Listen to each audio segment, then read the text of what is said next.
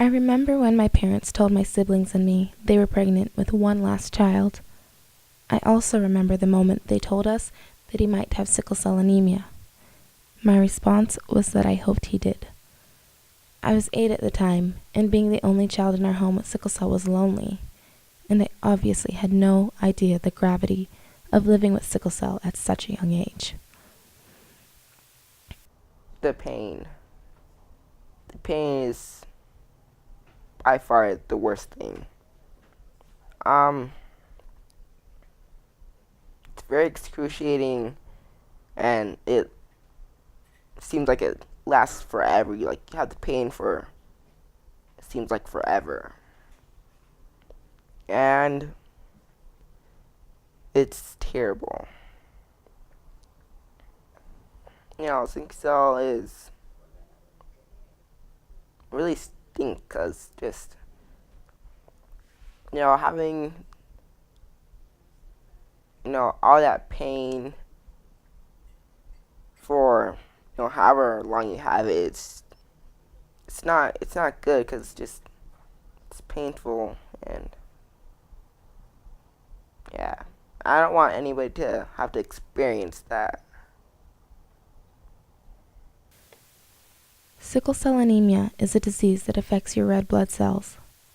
Any sort of stress on the body, whether it's from cold weather, an excess of physical activity, or being just stressed, can cause a painful sickle cell attack. The blood cells change shape, become sticky, and clot your blood vessels throughout your body. It's one of the most excruciatingly painful experiences. It affects you every single day. It's not something you can escape. It will be with you forever. Everybody else doesn't have to miss a day of school just because they got sick that morning, or because they had to go to the hospital to get a blood change or something like that. But I do because, well, I have sickle cell, and that's what happens sometimes.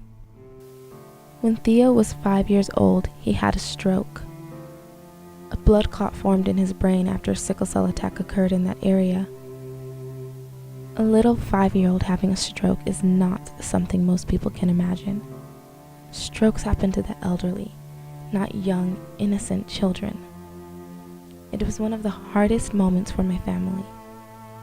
He wasn't feeling well, started to vomit green, and then after a while, we couldn't understand what he was saying.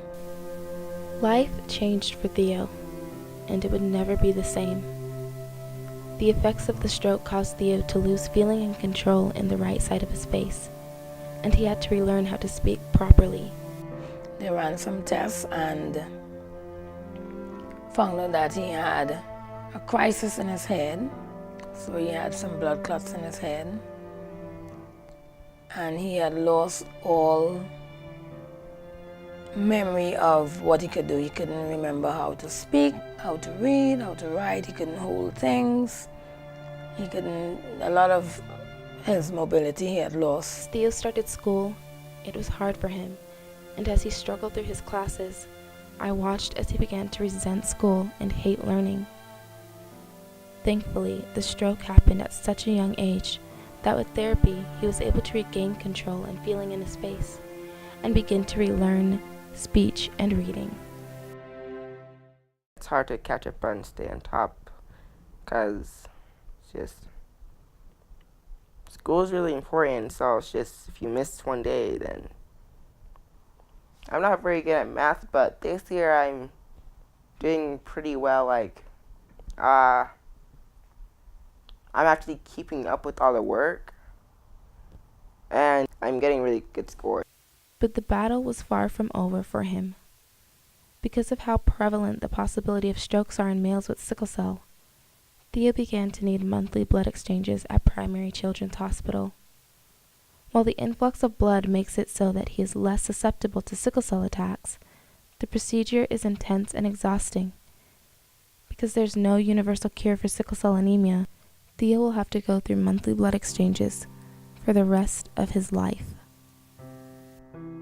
Sometimes I think might be doing this for the rest of my life, or I have to get my blood done every single month. It's kind of stressful because, you're missing school and everything's just for that one day.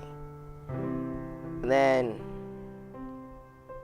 and there's also a risk in there because if your veins clot up and they can't get the needle through, then they're just gonna have to keep moving to different arteries in your body, like to your neck or just directly to your heart, and those are big risks because you could die from those. And I just hoping they find a cure, so I just don't have to do that. I see him struggle with sickle cell. Every time he has a painful crisis, my heart goes out to him, because I know exactly how it feels to be in the most agonizing pain and to have no one understand what you're going through. I know what it's like to wish you could do everything that your friends are doing and more, but your body and health just won't let you. Some of the ways I'm different from my friends is they get to go to school like almost every single day, and I have to miss school like probably every once a month, and it's just because I have to go to the hospital and get blood exchanges, and they don't, and I missed a lot in school too. But then there are the moments when Theo runs around and plays just like all of his friends. He doesn't feel left out. He gets to feel just like one of the boys. I feel like I'm the same as everybody else, even if I have sickle cell or not. Even though I have sickle cell, I still get to play basketball. I still get to, run around like the little kid I am. Just, enjoy life. And despite sickle cell, I still do have a pretty good life. Theo just turned 14, and I see now that Theo has gained a love for school. He's excited to go, and he doesn't hate it anymore. And those are the moments that I know sickle cell will never control him. He may have sickle cell, but it doesn't have him. I'm a lot like you. Pictures in my room.